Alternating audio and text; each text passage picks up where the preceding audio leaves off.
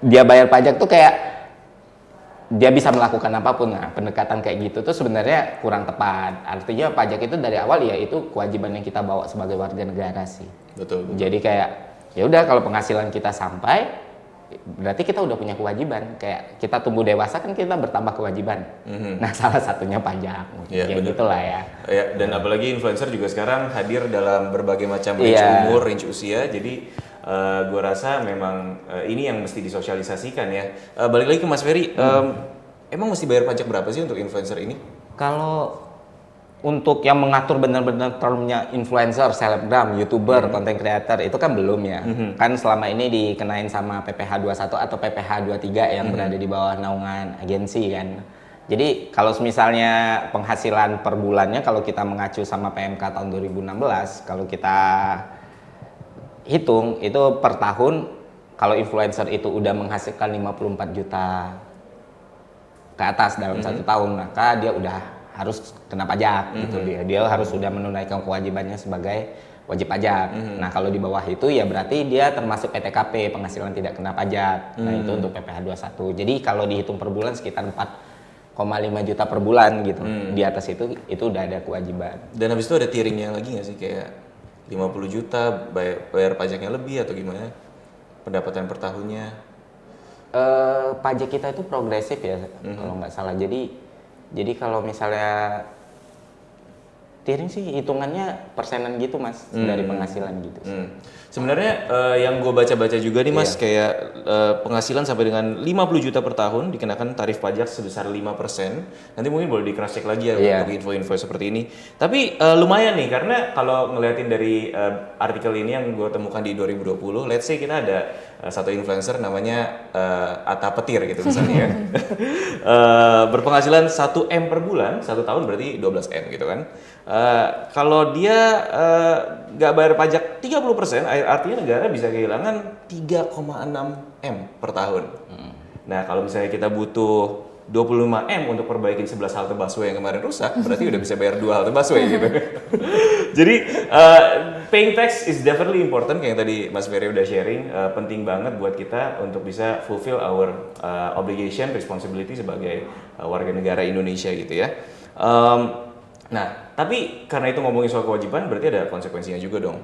Balik lagi ke Mas Ferry nih, konsekuensinya apa sih mas kalau selama ini ada gitu ketahuan? Dan by the way, sekarang udah mulai ngecek-ngecekin di media sosial juga ya kayaknya ya. Kita lihat-lihat. Kalau sebenarnya konsekuensi pajak itu kan sampai kalau di KUP ya, kalau kita lihat dari sampai aturannya itu bahkan ada konsekuensi pidana di situ. Cuman kan untuk sampai ke pidana itu nggak yang serta-merta telat bayar pajak, nggak bayar pajak langsung dibuih ya, nggak gitu juga kan. Kita kan ada yang berani jadi kalau gitu mendingan nggak usah. Semuanya kerja jadi pajak aja. Sebenarnya ya nggak gitu juga. Cuman konsekuensinya yang pertama ya jelas kalau kita udah ketahuan nih kita udah punya kewajiban pajak gitu, kita udah harusnya bayar pajak tapi kita belum, ya jelas kita dikejar-kejar. Dikejar-kejar mas. Itu nggak mungkin dilepas, apalagi kayak influencer yang mas contohin tadi ya. Kalau sempat dia nggak bayar pajak ya repot.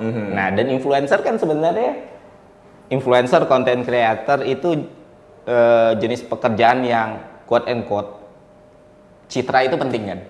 Iya kan? Jadi maksudnya apapun citra yang dia bentuk, semua influencer tuh punya citra gitu. Apapun lah, maupun pencitraannya adalah tidak pencitraan, itu pun citra kan. Nah, dan seorang influencer yang ternyata pengemplang pajak atau orang yang nggak taat pajak, itu kan biasanya jatuh tuh mas. Maksudnya lu dapat duit tapi kewajiban lu jangan ngomong deh, kewajiban lu aja nggak lu penuhin. Itu resiko sosialnya ya. Betul. Kedua, saya pernah ketemu beberapa YouTuber atau beberapa influencer yang ngobrol gitu. Mereka nggak punya NPWP, mereka nggak punya apa ya, kayak mereka nggak ngerti gitu cara itu bayar jadi pajak. menarik juga tuh mas, karena jangan boro-boro ngomongin bayar pajak, NPWP aja belum tentu punya. NPWP aja belum. Ya. Tapi yang ujungnya pada akhirnya itu jadi kesulitan buat mereka mas, karena pertama mau kita ngomong influencer itu job menjanjikan juga, kalau kita tarik lagi ke perbankan ya untuk pengajuan kredit ataupun apa, itu bank nggak yang serta-merta bisa ACC influencer untuk KPR misalnya, beda. Saya kan kebetulan PNS ya, saya PNS, kalau PNS pas hari ini kita ajuin besoknya cair loh beneran, karena jaminannya kan ada kan. Tapi jadi PNS. Iya. Tapi kalau influencer syaratnya kan susah, salah satu yang diminta pasti NPWP. Betul. Kalau influencer itu nggak punya NPWP, jangan harap bakal gampang dapat kredit gitu. Entah itu KPR, KTA ataupun ya you name it lah gitu. Betul. Nah itu salah satu, kita nggak usah buru-buru ngomong wah kalau kita nggak bayar pajak resikonya pembangunan segala macam, itu kan general banget ya. Maksudnya umum banget. Nah ini ngomong untuk diri sendiri aja manfaat yang kita dapat ketika kita punya NPWP, semua urusan administrasi kita juga jadi gampang, semua urusan perizinan juga nggak jadi gampang karena ya emang kita udah ini warga negara yang baik nih gitu. Makanya gitu sih. Jadi mau posting apa aja juga lebih tenang. Lebih tenang. Jangan posting ATM tiba-tiba ngapus kan. Soalnya ya setahu saya kan kebetulan di Humas pusatnya ya, teman-teman di Direktorat Jenderal Pajak itu benar-benar ya kerja itu benar-benar lah gitu loh untuk mencari pemasukan atau nyari sumber penerimaan negara yang mana orang-orang ini sebenarnya layak untuk bayar pajak gitu loh. Tapi ya pendekatan yang biasa dilakukan oleh teman-teman di DJP itu ya sifatnya humanis gitu loh. Jadi kayak pajak tuh kita tuh nggak mau jadiin pajak itu sebagai beban, pajak itu sebagai hal yang ditakutin, kayak ngelihat hantu gitu, enggak gitu.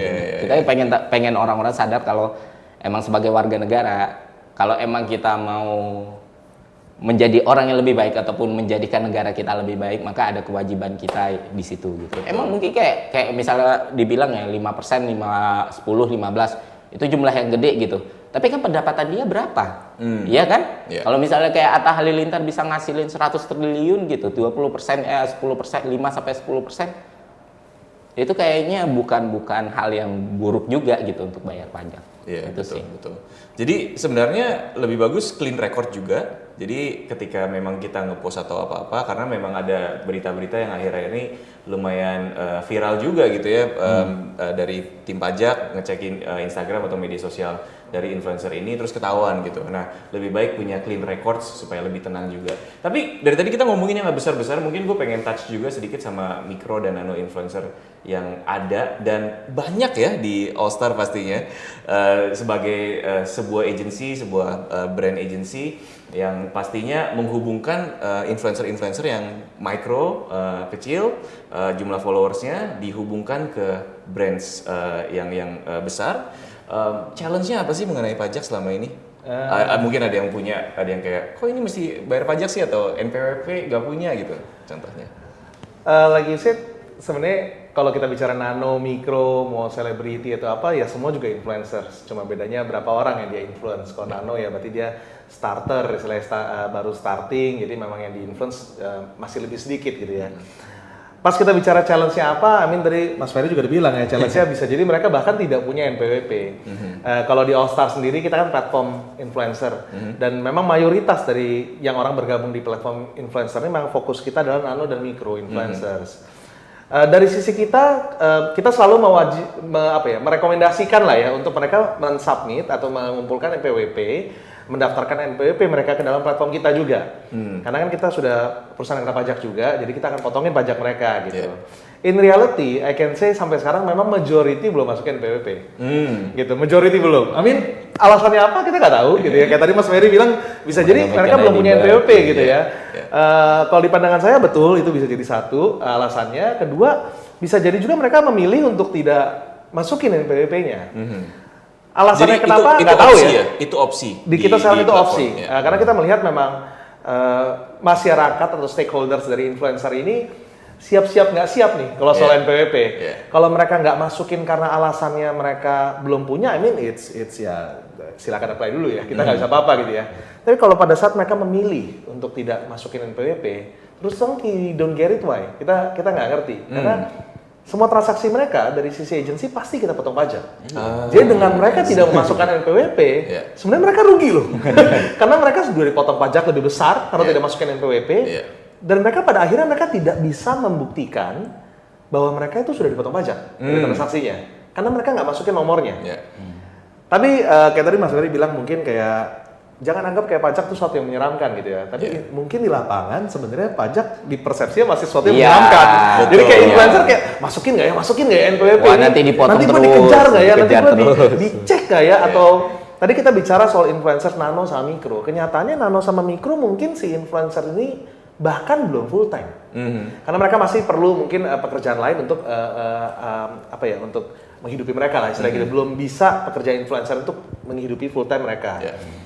Pada saat itu mungkin NPWP-nya juga menempel ke pekerjaan yang lain atau usaha yang lain. Betul. Mungkin jadi mereka masih punya kekhawatiran. Of course ini asumsi dan case setiap orang berbeda-beda. Tapi mungkin saya cukup yakin secara general kita bisa bilang mungkin takut ketarik juga nanti penghasilan yang lain, usaha yang lain. Gue cuma dapat penghasilan 200.000 nih dari endorsement ini. Terus gue dicek pajak gue untuk usaha gue yang jauh lebih besar. Mungkin itu masih ada satu kekhawatiran itu di influencers lah, di pemikiran mereka. Jadi memang mayoritas ya belum ada NPWP. Walaupun kita potongin mereka pajak semua, tapi mayoritas belum ada sih. Gitu. Dan masalahnya kan mungkin yang disorot selama ini adalah influencer besar gitu ya. Yang punya mobilnya mewah, yang liburannya mahal-mahal gitu. Nah, permasalahannya adalah si influencers nano dan mikro ini mungkin ada yang menyaksikan juga sekarang. Mereka bermimpi juga dong ya untuk bisa mengembangkan follower mereka. Yang agency juga bermimpi. Pasti. Makanya ini satu ekosistem influencer semuanya di sini gitu kan. Dengan berkembangnya influencer dan follower bertambah, otomatis suatu hari nanti mereka nggak cuma disorot sama lebih banyak pengikut, tapi mereka juga disorot sama Dirjen Pajak gitu misalnya. Dan ketika disorot, mungkin di trace back. Mungkin yang dulunya biaya endorsan 200.000 kayak yang tadi dibilang, terus sekarang biaya endorsan udah 5 juta satu posting gitu kan. Nah yang 200.000 itu bisa juga kena pajak yang 5 juta, terus ada caranya sih untuk membuktikan kayak gitu kalau enggak kok dulu saya nih posting ini pas biayanya masih ratusan ribu atau bahkan ini postingannya gratis dulu gitu saya kasih. Ada caranya atau enggak ya? Ada, makanya masuk agency.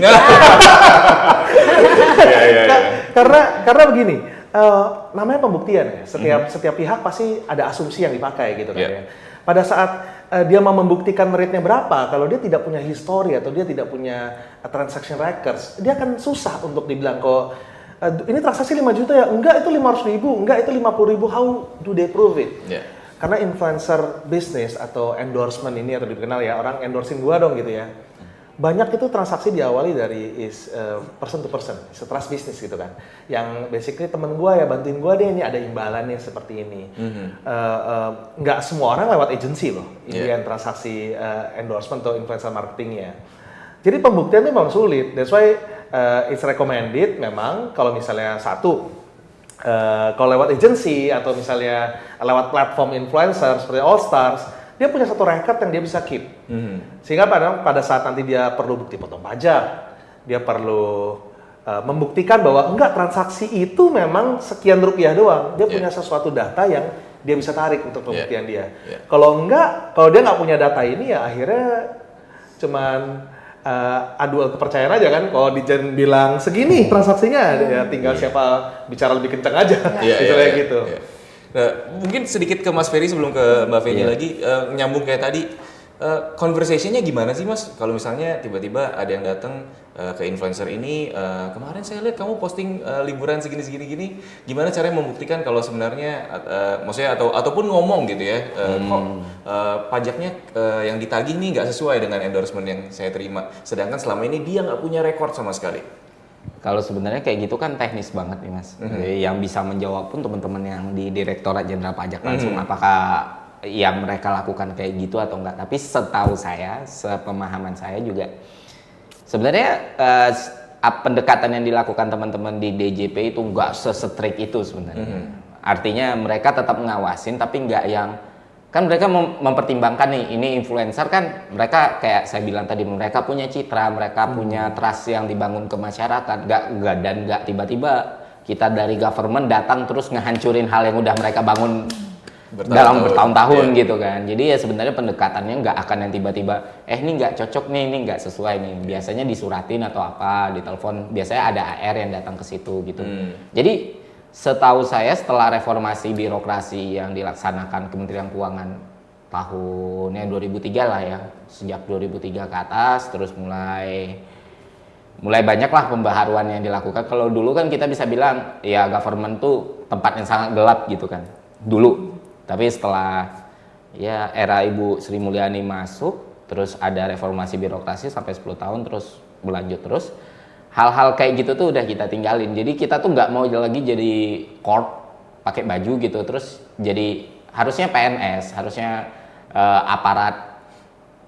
harusnya aparat masyarakat ya, entah itu PNS, Polri, TNI, bukan jadi sosok yang ditakutin, tapi harus jadi yang bisa ngayomin gitu loh. Nah itu pendekatan yang berusaha kita lakukan. Jangan sampai kalau orang lihat pegawai pajak, orang lihat pegawai Kemenq, orang lihat PNS, terus jadi takut, terus jadi ngindar. Itu pendekatan yang berusaha kita hilangkan. Jadi pasti selalu ada obrolan, selalu ada dideketin diskusi. sama itu. Tapi ya tetap balik lagi ke poin utamanya, sebenarnya emang paling lebih aman dari ukuran sekecil apapun udah punya clean record gitu ya. Iya, yang penting punya NPWP aja. Walaupun PTKP kita belum sampai di atas 54 juta per tahun ya, walaupun penghasilan kita belum di atas 54 juta per tahun, kita tuh udah bisa buat NPWP sebenarnya. Yeah.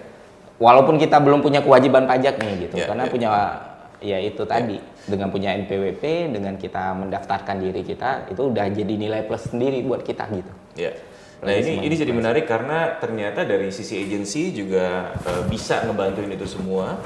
Sekarang kita masuk ke sisi brand kali ya, Mbak Feni. Challenge-nya apa sih? Pernah nggak sih ketemu kayak mungkin influencer yang, wah kenapa pajak ya? Ya udah nggak jadi deh, atau saya maunya bersih segini gitu misalnya, nggak dipotong pajak. Pernah nggak ketemu kayak gitu? Banyak sih. Jadi sebenarnya kalau di Link aja tuh kita prefer memang kalau menggunakan influencer pakai agensi gitu, karena kan udah lebih jelas lah ya. Cuman kalau transparansinya dan lain-lain gitu.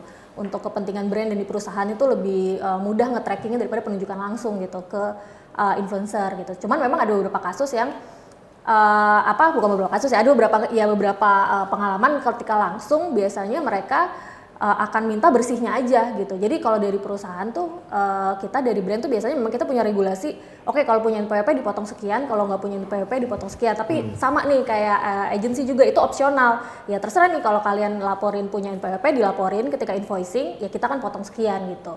Nah biasanya mereka ketika dikasih, kita udah kasih tau duluan di awal. Nah biasanya mereka akan kayak, oh yaudah deh pokoknya terserah brand deh, pokoknya kita netnya terimanya sekian gitu. Biasa sih kayak gitu ya gitu. Jadi kalau mereka nolak sih nggak nolak sih, kalau mereka nggak, intinya mereka pokoknya gitu ya, nggak juga, nggak mungkin nolak job ya. Mereka paling cuma menyesuaikan harganya aja gitu. Jadi kayak ya pokoknya saya terima bersihnya per post 5 juta ya kak gitu. Nanti ya udah, nanti mereka di SPK-nya atau di invoicing-nya ada kelihatan tuh potongan angka grossnya berapa dan yang mereka terima berapa gitu sih paling. Tapi nolak kerjaan karena mau dipotong pajak sih nggak pernah sih. Nggak mungkin kayaknya.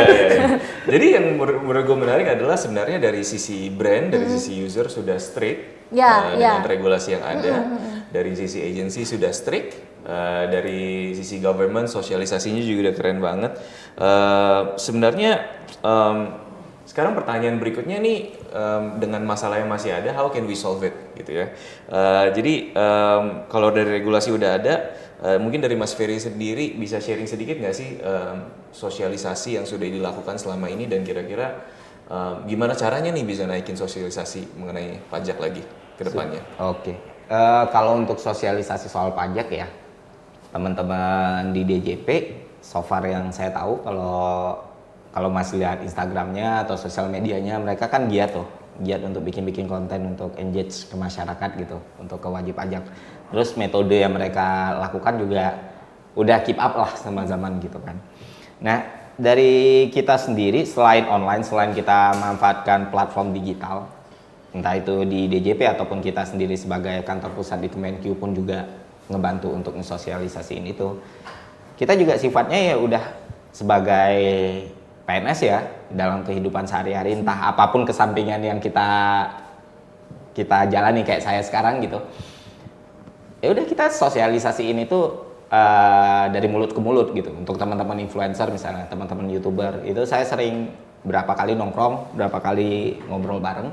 Ya udah, dan di situ saya juga baru sadar Mas, kan saya masuk ke YouTube baru tahun ini ya, baru coba-coba di YouTube. Terus ketemu beberapa orang yang numbernya udah gede, terus kita ngobrol-ngobrol dan kita ngebahas pajak misalnya atau ngebahas soal ekonomi gitu. Di situ saya juga sadar ternyata bahkan di influencer yang numbernya udah gede pun pengetahuan soal keuangan dan pajak itu mereka masih minim banget gitu. Bahkan mereka tuh masih kayak masih nganggap misalnya ya ada yang nganggap STNK tuh bayarnya di DJP ya. Nah itu tuh masih ada gitu yang pajak motor itu masih nganggapnya itu dibayar di Direktorat Jenderal Pajak gitu, atau yang kalau misalnya kita beli tanah itu urusannya kemana itu katanya masih di DJP, padahal kan itu urusan Pemda masing-masing. Itu aja pemisahan kayak gitu aja belum tahu. Jadi kayak emang effort yang harus dilakukan itu emang bener-bener gede dan sabar gitu. Karena balik lagi kan kita bisa nikmatin fasilitas umum, kita nikmatin halte, misalnya kayak Mas tadi bilang kita nikmatin jalan, itu kan dari uang pajak kita masing-masing. Nah, kalau aja kita ini semua taat pajak, itu ya udah negara itu bakal lebih, insya Allah bakal lebih baik gitu loh. Fasilitas umum itu bakal lebih banyak gitu. Iya. Dan sebenarnya kalau ngomongin soal sosialisasi, to be honest gue suka banget sih sama akun Twitternya Ditjen Pajak RI. Iya. Receh, terus habis itu bahasanya benar-benar membuat pajak itu jadi sesuatu yang mudah dimengerti gitu at least ya. Jadi gue rasa sih dari sosialisasi pemerintah gue apresiasi banget sih.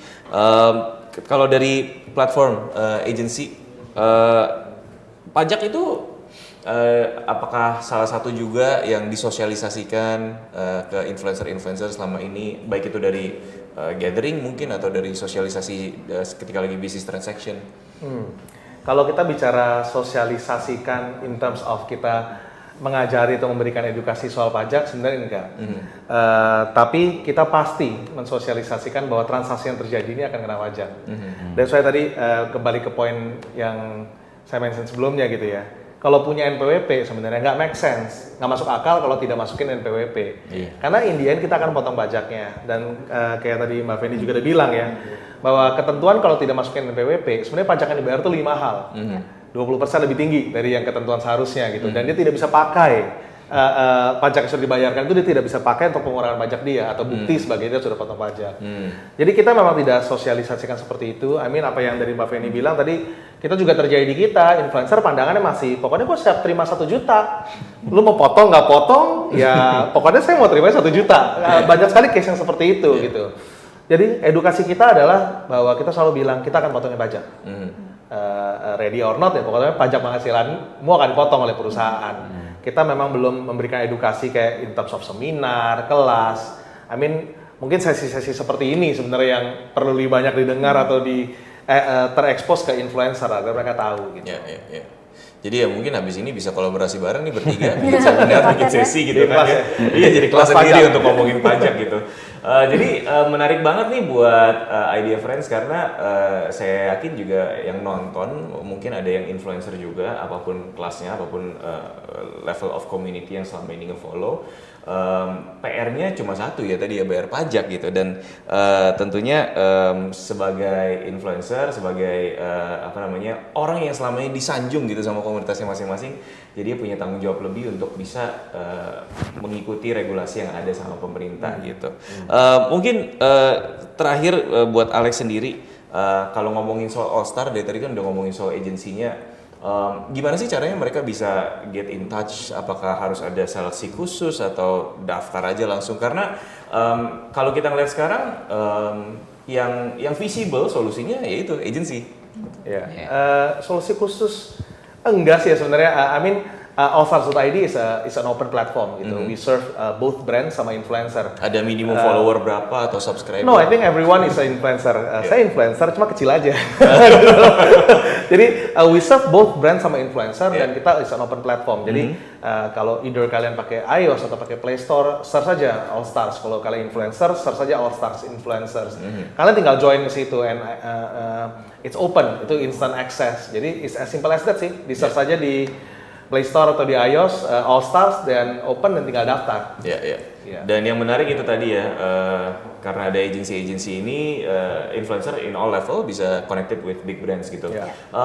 Mungkin satu pertanyaan terakhir buat semua panelis yang ada, mungkin dimulai dari Mbak Feni dulu. Mbak Feni, kalau ada satu influencer di depan lo, lagi ngobrol pajak santai gitu, terus habis itu dia nanya, kenapa sih gue harus bayar pajak? Mbak Feni kira-kira jawabnya gimana?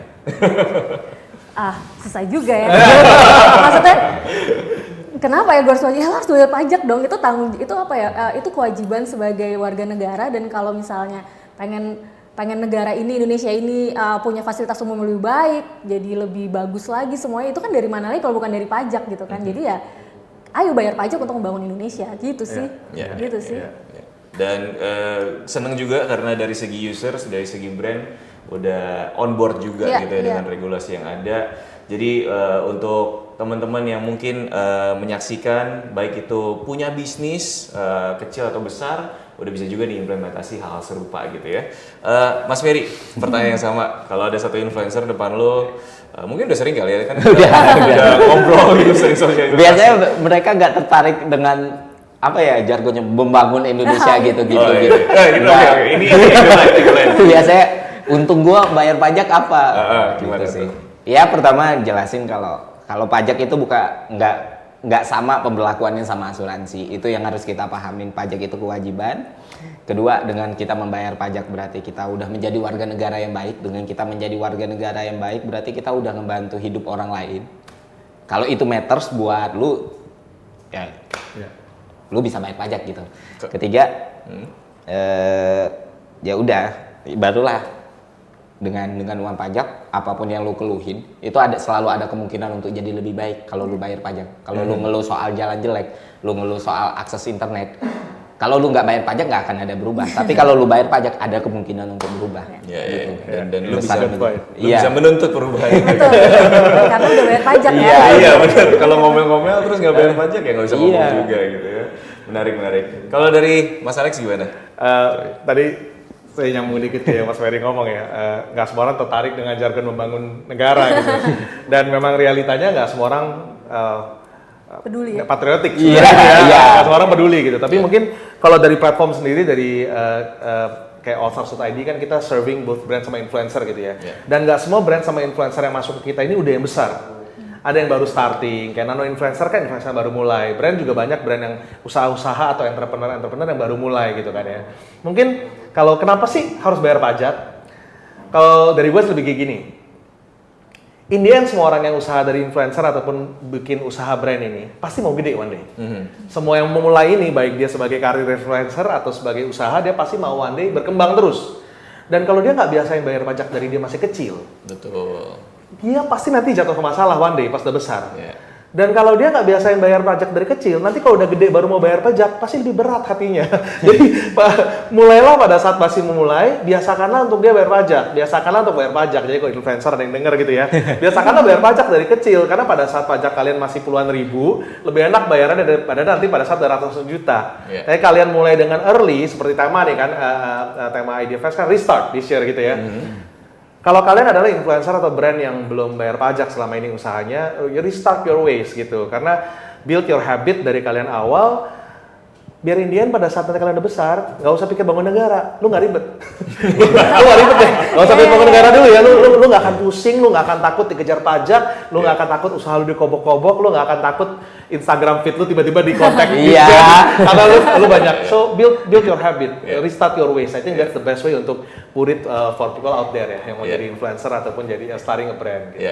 Kan kalau bayar pajak ya kita mau posting apa aja juga enak. Tenang Iya tenang. Kalau kita nggak bayar pajak lagi pamer-pamer kena gate kan nggak enak gitu loh.